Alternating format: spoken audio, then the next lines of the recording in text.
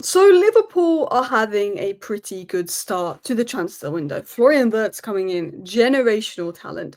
Frimpong coming in, attacking Monday right back. Trent already replaced.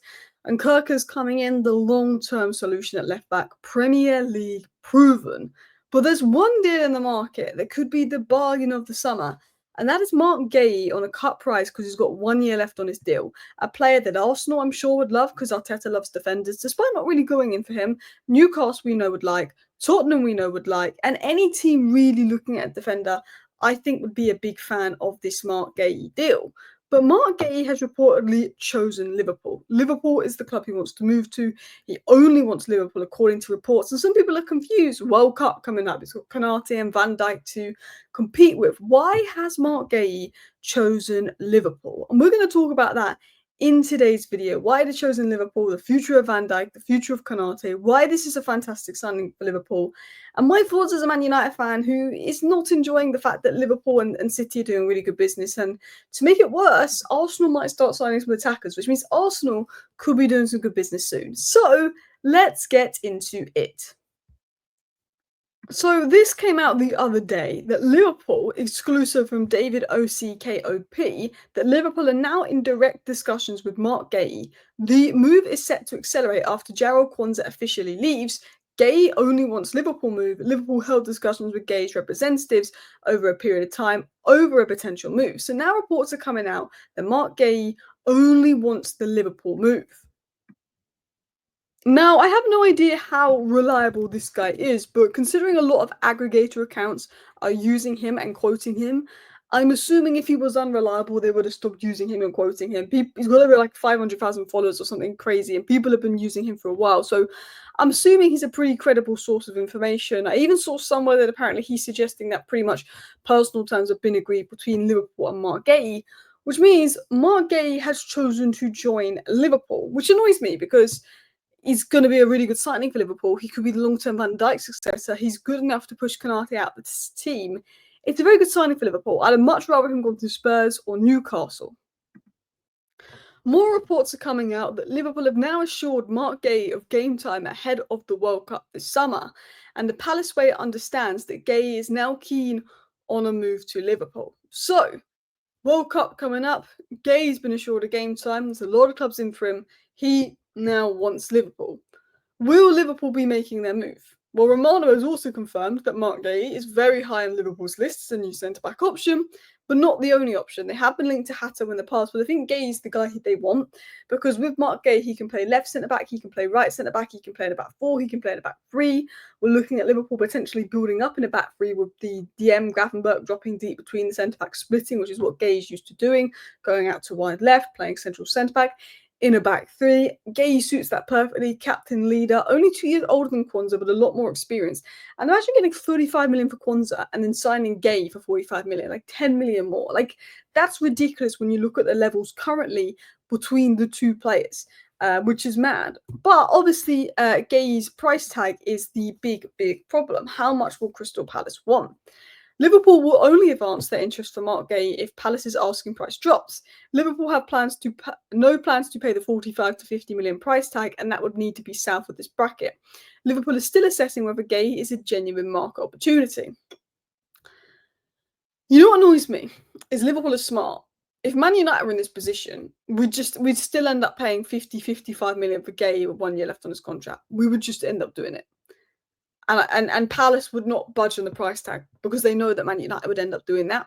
Because Liverpool are in, because Liverpool are interested, because Liverpool are somewhat smart in the window, something says to me that Liverpool are going to get this deal over the line and they'll probably get it for less than 45 million. I think Liverpool could do a deal at 40 million. I don't think Crystal Palace are going to risk him running down his contract and getting nothing for him. I think Crystal Palace will want money for him. I think they absolutely will want money for him. I don't think they will want him risking running down his contract. And I think this could drag on. I think this could drag on to August because it's one of those situations Crystal Palace start to get a bit scared. Okay, if he wants Liverpool, he only wants Liverpool, and Liverpool aren't budging, and this drags on to August. Palace are in a position where they have to lower that fee. I don't know if this is going to happen today. I don't know if this is going to happen tomorrow. This could drag on. But this is who Liverpool want. Crystal Palace aren't in the strongest position to be asking for crazy money, which will make it easier for Liverpool. He's got 1 year left on his deal. If he's pushing for the move, yeah, Kwanzaa has, officially joined by Leverkusen, official. Liverpool are now going to be making their moves for Gay, and that worries me. So let's talk about Marc Guehi. Why is a good signing, and why has he chosen Liverpool? So Marc Guehi is 24 years old. He's an England centre back. I thought he was our best centre back at the World Cup, the Euros. I thought he was better than John Stones. I think he stepped up well. And he's a Chelsea academy player. A lot of Chelsea academy players have proven to be very good. He's gone to Crystal Palace, excelled, proven a point, made Chelsea regret selling him, and he's even captained Palace and become a key Premier League performer for the last 2 to 3 seasons. Captain, nearly 200 professional games, I think, all just over 200 professional games. Good in possession, good out of possession, Premier League proven, strong consistently, and has over 132 Premier League appearances at age 24. To put that into context, Kwanzaa started 4 games last season. 2 of them were at the end of the season when he'd already won the league, and one of them he was hooked at half time. So there was only 1 game Kwanzaa started that was considered important for Liverpool last season that he wasn't hooked in early season. Whereas you've got Marc Guehi that's played 132 appearances, captained his side, and you might be buying him for about 5 million more than you sold Kwanzaa for, which is ridiculous business. Ridiculous business. But a lot of people going, well, why? Why is he going to go to Liverpool if he wants to go into the World Cup squad? Why this? Why that? Because let's have a talk about Liverpool. Konate looks set to run down his contract, and Konate could very much be going to Real Madrid in a year. And if Konate's running down his contract, Liverpool aren't going to, Arne Slot's not going to be wanting to give game time to Konate ahead of Guehi. So Konate might see himself on the bench. Van Dijk's signed a new 2-year deal, but he's not getting any younger. Guehi's left-footed, right-footed, two-footed, can play left centre-back, can play right centre-back. Long-term successor to Van Dijk. And that puts Liverpool in a position where they found a long-term successor to Van Dijk. If they lose Konate on a free, it's not an emergency position. And then they can just go and bring in another centre-back next summer without having to bring in 2 centre-backs. It puts them in a good position. And also, he's a natural fit for Slot's system. I understand why he's chosen Liverpool. Well, they've won the league, they're a good side. But also, I think he suits the system well. I said this earlier, Slot wants to build up with a DM dropping between the 2 centre-backs to create a back 3. Guehi has experience playing in a back 3 under Glasner. He needs to be able to play out on a back 3, be calm under pressure, play out. That's what Slot's going to do. I'm confident that Gravenberch is going to drop deep. The wing-backs are going to push up. The full-backs are going to be wing-backs. In build-up, I think the full-backs will be wing-backs, high and wide, meaning Gravenberch will drop deep and split the centre-backs. And Guehi can do that. He has experience in a back 3 and a back 4. He's good at defending transitions, which is what Slot wants. He can go either side, which is what Slot wants. He can be an option for Van Dijk. He can be an option for Konate, replacement there. He's a very good player. And a lot of people say, well, why is Marc Guehi so highly rated? He's elite at defending wide channels. He's elite in 1v1 scenarios. He reads the game incredibly well. He's got good anticipation, good positioning, comfortable playing out, good with both feet. He's got the rare blend of experience at a young age, played for England, Premier League proven. England international just increases your value to another level.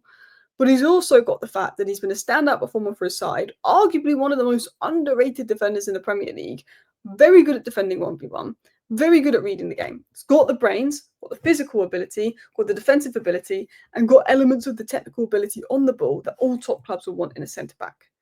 As I said, you look at why he may have chosen Liverpool. He wants Liverpool. Reports coming out that he only wants Liverpool.